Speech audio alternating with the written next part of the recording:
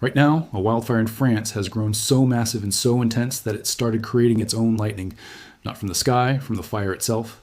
This blaze outside Bordeaux has already forced more than 300,000 people from their homes, making it one of the largest mass evacuations in modern French history. The Prime Minister called it the toughest situation the country has faced since World War II. It's burned an area larger than 617 square miles. It came within 15 kilometers of a major city of 268,000 people, and it got dangerously close to facilities tied to France's nuclear missile program.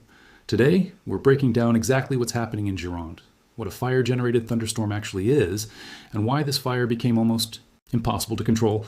No guessing, no dramatizing, just the facts, the science, and the real stakes. Drop a comment right now. Have you ever seen a wildfire firsthand or had to evacuate from one? Tell me where you were and what it felt like. If you want to be the first to know every time something major happens with Earth's weather and geology, subscribe to the channel right now. It is completely free. A thumbs up also helps enormously. Let's go for 5,000 likes on this one so the algorithm actually shows it to the people who need to see it. Thank you. Now, let's get into it. What's happening in Gironde? Right now, the fire began in France's Gironde department in the southwest of the country in the middle of last week, and by this week it had grown into what French Interior Minister Laurent Nunez described as a completely unprecedented wildfire, one he called the most severe France has ever recorded, and the toughest situation the country has faced since the Second World War. As of this week, more than 42,000 hectares, roughly 104,000 acres, have burned in France alone, with the blaze pushing to within 15 kilometers of Bordeaux at its closest point, a historic city of 268,000 people, famous worldwide for its wine industry. More than 220,000 people have been evacuated from the Gironde department specifically, with an additional 36,000 forced out by a second fire burning farther south in the Landes region, pushing the total number of people displaced across southwest France above 250,000, with some reports citing figures closer to 300,000 once neighboring Spain's separate evacuations are included. Bordeaux itself converted an exhibition center into an emergency shelter equipped to house up to 10,000 evacuees, including hundreds of elderly residents evacuated directly from care homes. The city's airport remained operational throughout, though bus and tram services were suspended as a precaution. As of the most recent update, authorities confirmed the fire's perimeter had been stabilized and had not expanded since the previous evening, though officials were careful to clarify that stabilized does not mean the fire is under control, in French, fixé, a distinction that matters enormously for how long evacuation orders are expected to remain in place. The response. On the ground, roughly 2,500 firefighters have been deployed against the blaze, supported by 1,500 soldiers and put on 200 police officers and gendarmes assisting with evacuations and securing the affected area. France deployed a massive A400 military transport aircraft to dump tons of fire retardant over the burning woodlands. And Prime Minister Sébastien Lecornu confirmed firefighting teams were being reinforced with additional personnel and breathing masks to filter out hazardous smoke particles. The human cost to responders has been significant, with at least 84 firefighters injured battling the blaze. Tragically, the fires in the broader region have also produced at least one confirmed civilian death, reported in the municipality of Manises, in Spain, where a related fire was burning simultaneously. The scale of disruption extended well beyond the immediate fire zone. French organizers even redirected the final security operations of the Tour de France, one of the country's largest annual sporting events, reallocating personnel specifically to support the firefighting and evacuation effort instead. Why this fire threatened more than just homes? One detail makes this particular fire's location especially significant. Western Bordeaux, the part of the metropolitan area most directly exposed to the advancing flames, has a high concentration of French defense and aerospace industry sites. Factories in the towns of Le Haillan and Saint-Médard-d'Angers, both preemptively evacuated over the weekend, are integral to the production and fueling of France's M51 submarine-launched ballistic missiles, a core component of the country's nuclear deterrent. Ariane Group, the aerospace and defense company operating those facilities, confirmed to international media that all affected sites had been evacuated and that all necessary measures had been taken to secure them, while the company continued working closely with local and national authorities throughout the emergency. Beyond the defense industry, the fire's proximity to one of the world's most famous wine-producing regions understandably generated widespread concern.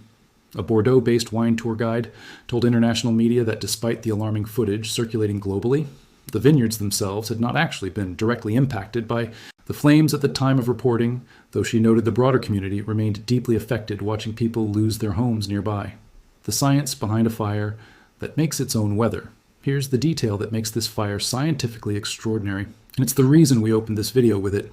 On one especially intense day during the blaze, the fire grew powerful enough to generate what's known as a pyrocumulonimbus cloud, an exceptionally rare and dangerous phenomenon where a wildfire's heat becomes so extreme that it creates its own thunderstorm system directly above the flames. To understand how this happens, picture the sheer thermal energy of fire of this scale. Releases. As superheated air rises rapidly above the burning area, it can lift smoke, ash, and moisture high enough into the atmosphere to form a genuine cumulonimbus style storm cloud, the same type of towering cloud that produces conventional severe thunderstorms. Except this version is powered entirely by the fire's own heat, rather than typical atmospheric conditions. Once formed, a pyrocumulonimbus cloud can generate its own lightning, capable of igniting entirely new spot fires well away from the main blaze. It can also produce strong, erratic, and unpredictable winds, and localized whirlwinds directly around the fire itself. Winds that don't follow the broader regional weather pattern firefighters are typically trained to anticipate. A firefighting captain on the ground described the resulting fire. Behavior is erratic and unmanageable precisely because a fire capable of generating this kind of self-sustaining storm system stops behaving like a wildfire responding to external wind and weather, and starts behaving like a weather system in its own right. This phenomenon is exceptionally rare specifically because it requires an extraordinary combination of fuel load, dryness, and fire intensity all aligning simultaneously, conditions that, until recent years, were considered unusual outside of the most extreme wildfire events recorded anywhere in the world. The broader heat and drought context. This fire did not emerge from nowhere. It's the latest and most extreme entry in what French officials describe as an unprecedented wildfire season nationally. According to Interior Minister Nunez, France has recorded 13,506 separate fires or fire outbreaks since the start of this year's fire season, and total area burned nationally has already reached nearly 250,000 acres, a season officials explicitly describe as historic even before accounting for how much of the season remains ahead. Neighboring Spain has faced a parallel crisis, with roughly 190,000 acres burned in the Avila and Toledo areas west of Madrid alone, and separate mass evacuations affecting approximately 70,000 people on Spain's eastern coast. We've discussed the underlying pattern behind this kind of extreme fire season on this channel before, when covering the deadly Los Gallardos wildfire that struck Spain earlier this month. The core ingredients are consistent across these events. What happens? Next, authorities have been direct that evacuated residents will not be permitted to return to their towns and villages until the fire is brought fully under control, not merely stabilized, and officials have specifically urged holidaymakers to avoid traveling to the region's normally popular Atlantic beaches and extensive woodlands while the emergency continues, with the fire's perimeter holding steady as of the most recent update but still officially uncontrolled. Firefighting crews are expected to continue working to establish full containment over the coming days, a process that, given the fire's demonstrated capacity to generate its own erratic wind and lightning, remains genuinely difficult to predict with confidence. French officials have indicated that with the fire season still ongoing and hot, dry conditions persisting across the region, the risk of additional major fire outbreaks elsewhere in the country remains elevated for the remainder of the summer. Final thought, a wildfire that becomes powerful enough to generate its own lightning and its own wind isn't simply a bigger version of an ordinary forest fire. It represents a fundamentally different, more dangerous category of fire behavior, one where the normal tools firefighters use to predict a blaze's next move, wind direction, terrain, humidity, become far less reliable once the fire itself starts actively reshaping the atmosphere directly above it. France's Gironde fire, now recognized as the country's most severe wildfire event in modern memory, is a direct physical demonstration of what happens when extreme heat, prolonged drought, and enormous fuel loads align completely. As France's Prime Minister put it, this wasn't simply an unusually bad fire season.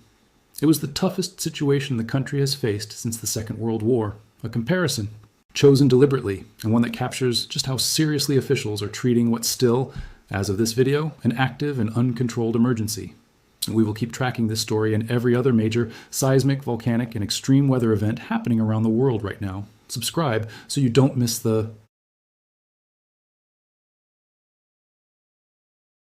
Have you ever seen a wildfire firsthand, or had to evacuate from one? Tell me where and what it felt like. 5,000 likes on this video. Let's go. See you in the next one.